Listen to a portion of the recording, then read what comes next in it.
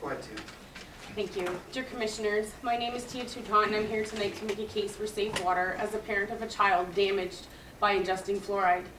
Imagine my surprise when I took my then 3-year-old to his first dentist appointment. I felt his oral health was good at this point.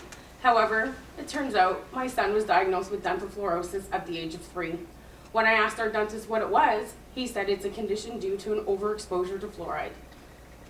Well, as a parent, how does a 3-year-old get overexposed to fluoride? We didn't use toothpaste with fluoride because he was too young and he didn't know how to spit properly. I was stunned and saddened to learn he'd been poisoned by fluoride and perplexed as to how he got this condition. He was breastfed the first year of his life, and then we moved on to formula that was made from our tap water. With our first child, we used bottled water because I never trusted our tap water to be safe. My oldest child shows no sign of dental fluorosis, amazingly enough. We didn't use bottled water for my second child because of the cost and the impact to our earth. And now, at the age of 6, my son has had many cavities and fillings. Water fluoridation has not only caused his teeth permanent damage, but it failed to protect him from the dental disease too. As his adult teeth are growing in, we can see the effects of dental fluorosis. We don't know what this fluoride poisoning has done to his bones, his brain, or any other issues. How do I protect him from this? How do I limit his exposure to fluoride, which he obviously needs and deserves? I can't afford expensive filter systems. I can't afford the costly dental bills. It's all going to add up over the years. These costs will only grow as he grows into adulthood. And every day I'm forced to expose him to even more fluoride through the drinking and bath water.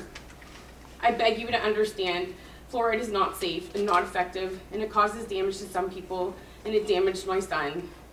We need safe municipal water, not water that is medicated with fluoride.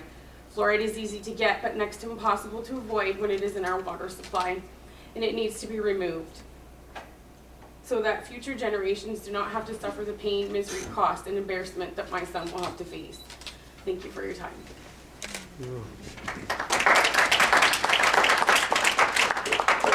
Thank you, Tia. Doug Hayes, Windsor Essex chapter of the Council of Canadians.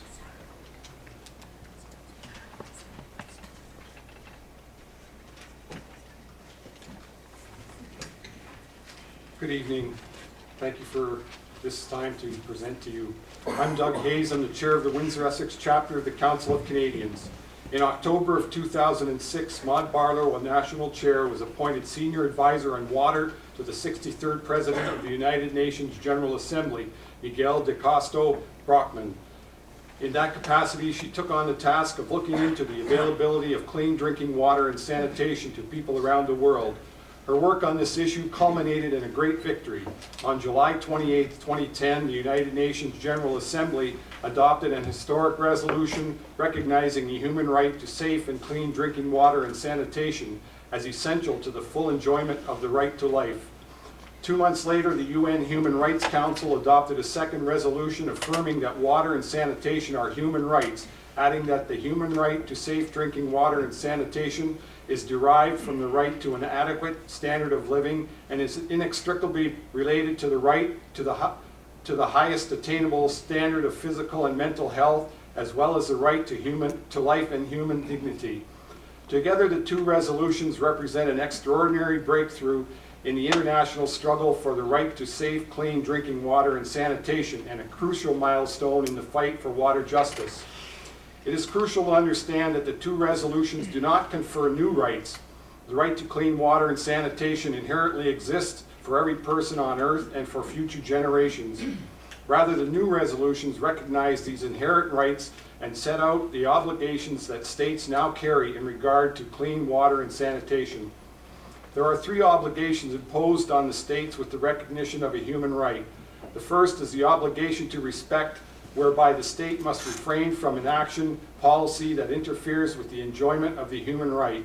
For water, this would mean, for instance, that no one should fear harm to health as well and well-being from contaminated water, and that no one should be denied essential water services because of an inability to pay.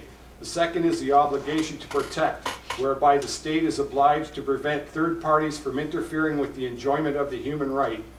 This would mean, for instance, protecting local communities from pollution and inequitable extraction of water by corporations or governments. The third is the obligation to fulfill, whereby the state is required to adopt any additional measures directed toward the realization of that right. This might mean, for instance, enlarging public water systems and investing in water infrastructure. Along with these rights is the responsibility to nature to protect the ecosystem from undue harm. And so the Council of Canadians is concerned about the chemicals added to the drinking water that do not contribute to the process of making it clean.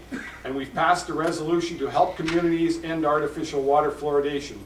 As the adding of hydrofluorosilicic acid to our drinking water is for the purpose of mass medication without informed consent and without proof that doing so is safe, will not cause any adverse side effects to some of the intended recipients. We are asking Windsor Utilities Commission to recommend to the City of Windsor Council to end artificial water fluoridation so that the drinking water supply may be as safe as possible. And I believe you have the resolution in front of you that we passed. Yes, we do, Doug. Thank you. Thank you. I'd just also like to say, Tecumseh for 5 years before we bought our water from the city didn't have fluoride in our water.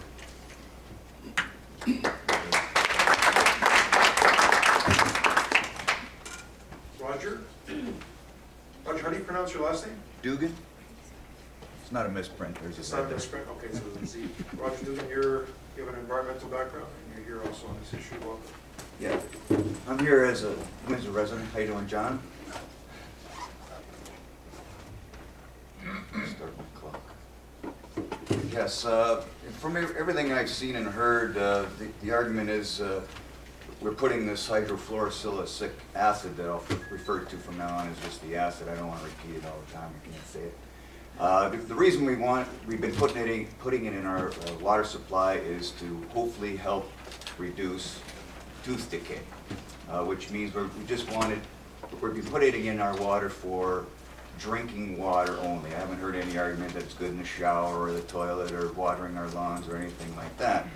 So, and from everything I've heard and seen, we're only using very little of it as actual drinking water, maybe a couple %.